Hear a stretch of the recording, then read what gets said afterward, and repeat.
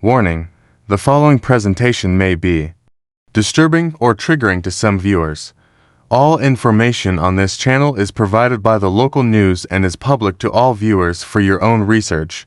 Viewer discretion is advised. We begin tonight in Rexdale. A 14-year-old boy has been charged in a mass shooting in the parking lot. The gunman approached him and began shooting. Vidal was rushed to hospital where he was later pronounced dead.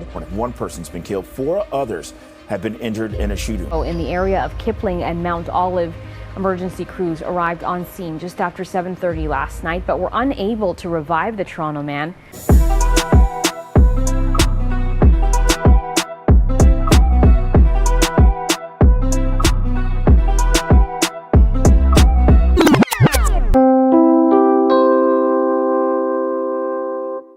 Wagwan, everybody. Welcome to our next episode of Tata Things podcast. Welcome to our next TTC series episode.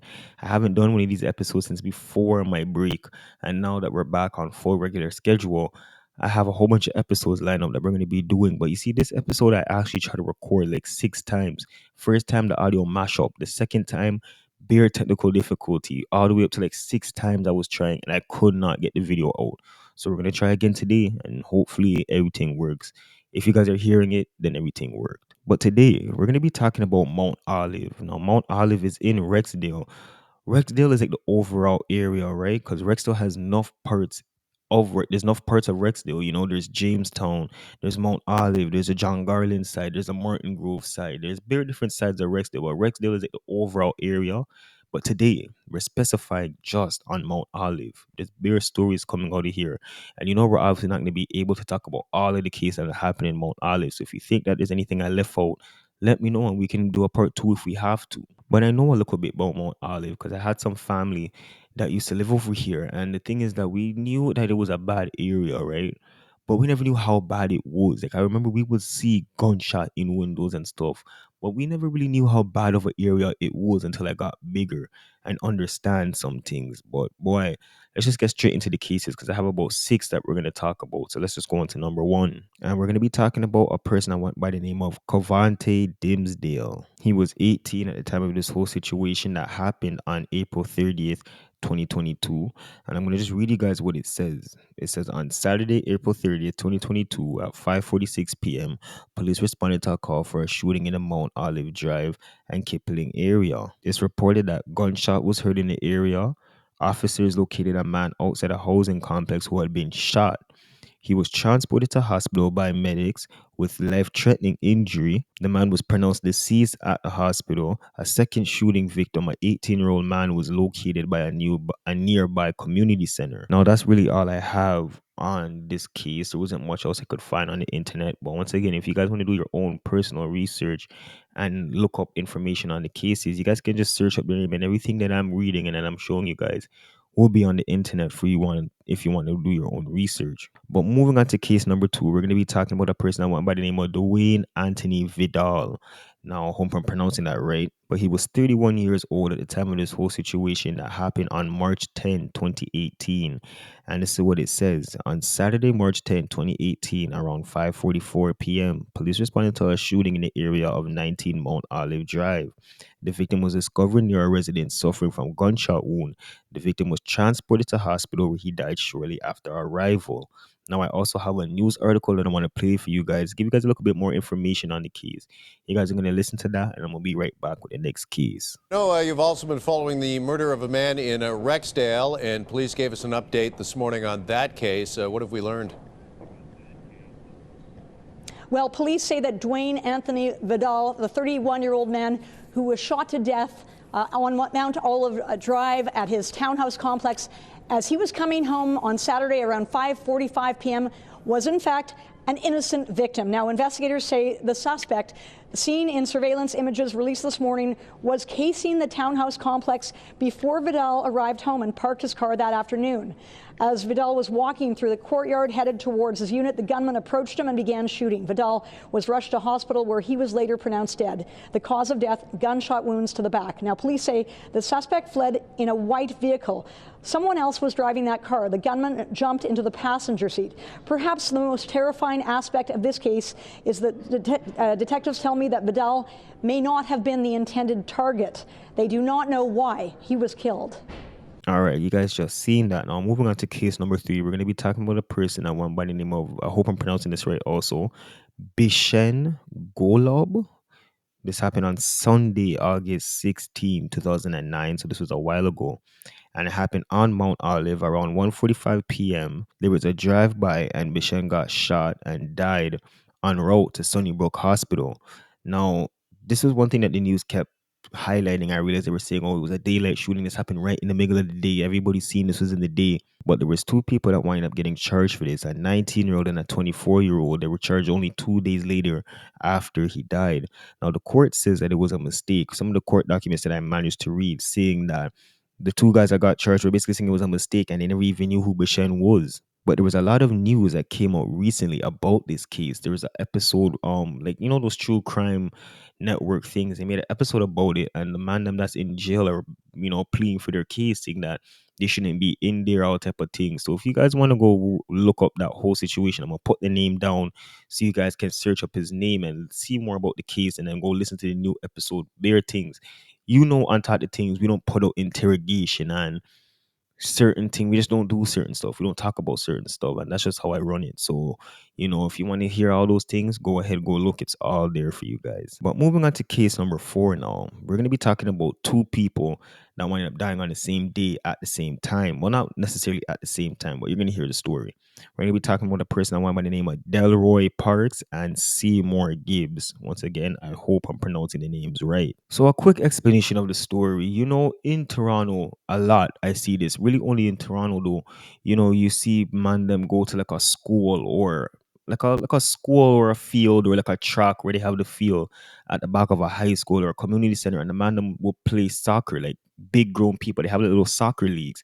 They play soccer, and then when they're done with the match, they hang out, smoke weed, listen to music, drink alcohol, play domino, all type of stuff. That's basically what was happening today. Well, not today, but this whole case that I'm talking about, that's what they were doing but there was 9 people there, and there was 5 people, I believe, that got shot. So when this happened, they were labeling it as like a mass shooting because of how much people was involved. But I'm going to read you guys the screenshot now, and you guys are going to hear how they explain the whole situation. And it says, on Sunday, June 2nd, 2024, at approximately 10:53 p.m., police responded to a call for a shooting in the parking lot of North Albion Collegiate Institute. It's reported that a group of men were gathered in the parking lot after a soccer game.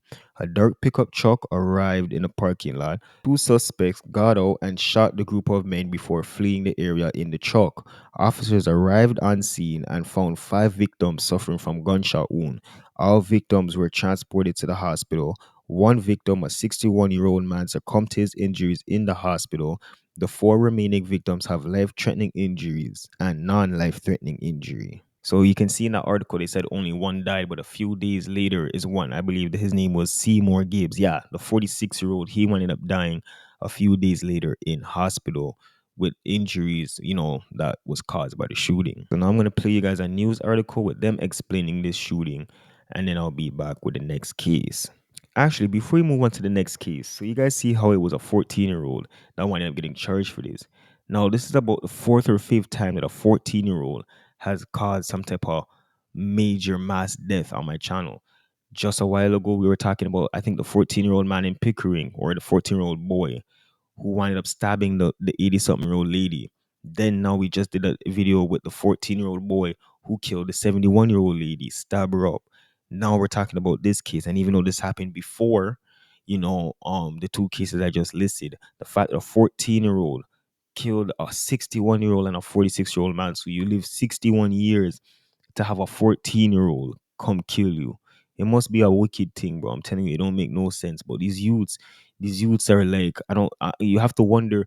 Well, not even wonder. You already know what it is. It's probably older niggas sending some of these young youths out to go do some of these things because they know within probably 5 years, 6 years, they're going to be back outside. But that's a whole next thing to talk about. This morning, 1 person's been killed. 4 others have been injured in a shooting. Police were called to the parking lot of North Albion Collegiate Institute near Mount Olive Drive and Kipling just before 11 o'clock last night. Police have not confirmed the identity of the person who was killed.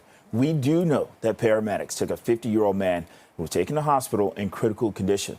4 other adults. They were hospitalized in serious condition. A black truck was seen leaving the area.